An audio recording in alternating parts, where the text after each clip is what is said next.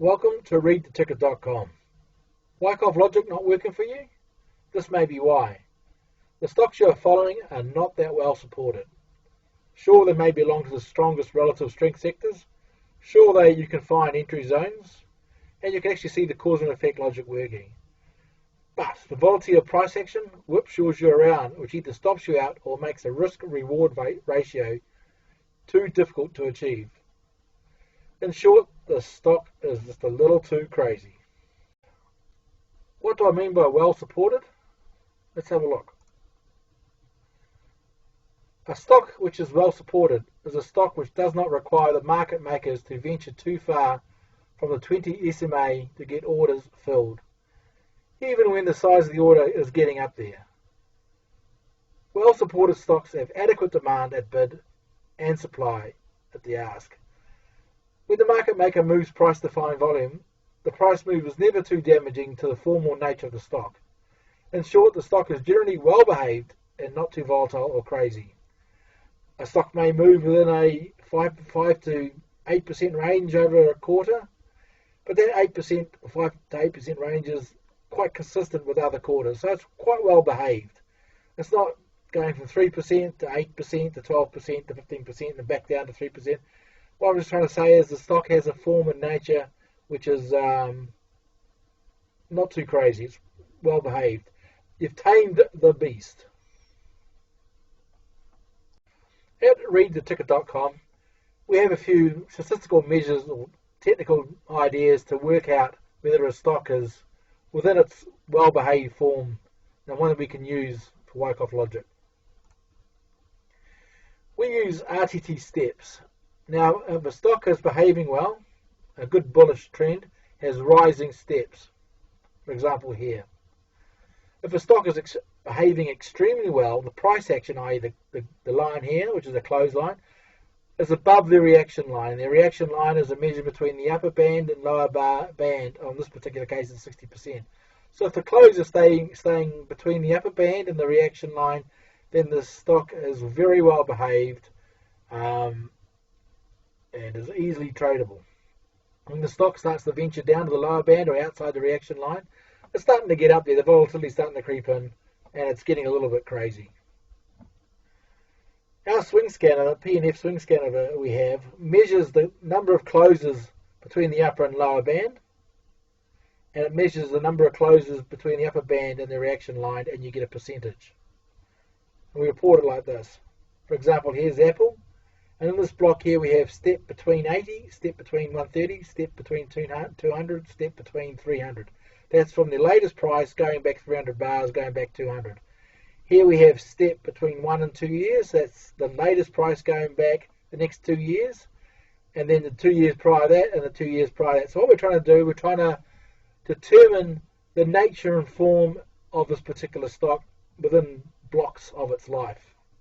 For example, here we have step between 80 of 100, which we go back. We say here, okay, well, this is the most recent price, and there's the 80 mark. So as you can see, all the dark line, which is all the closes, is between the upper and lower band.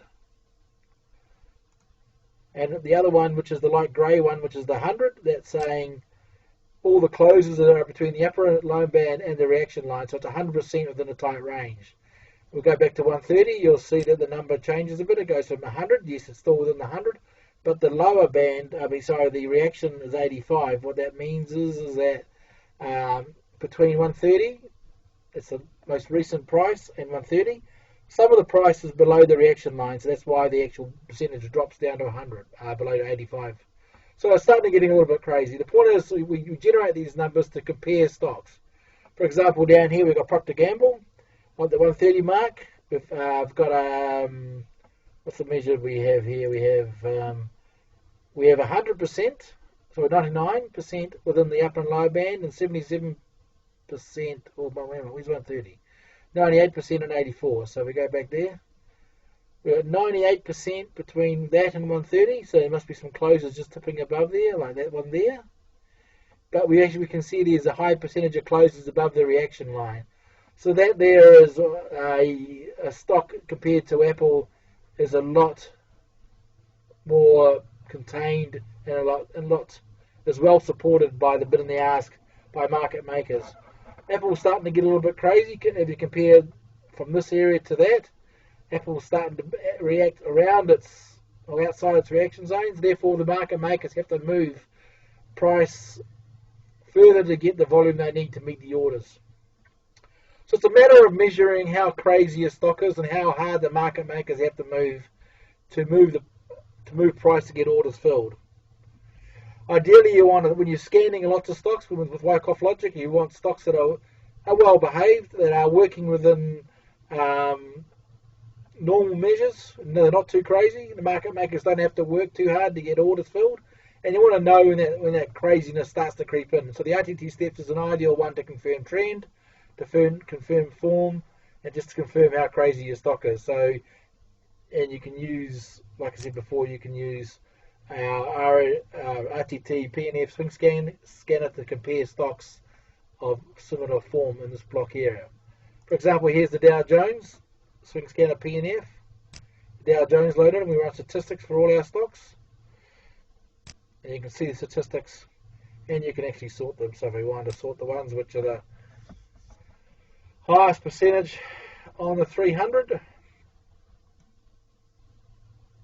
it's calculating. So here we have Johnson & Johnson, which has the highest concentration of closes at 99%. And see it says 78% above the reaction line. So we've got 98, this one's 74%, this one's 91. So Procter & Gamble is probably the best performing out of Johnson & Johnson, Coca-Cola. So you look at Procter & Gamble. Just a matter of form. So if you're looking at a particular sector and you want to start applying your Wyckoff logic and you want to start selecting stocks with good cause and effects, just take it that you can use this swing scanner data and statistics to work out which stock is a little bit more crazy than the others, so you're not going to be whipshawed out of your position. Thanks very much for watching.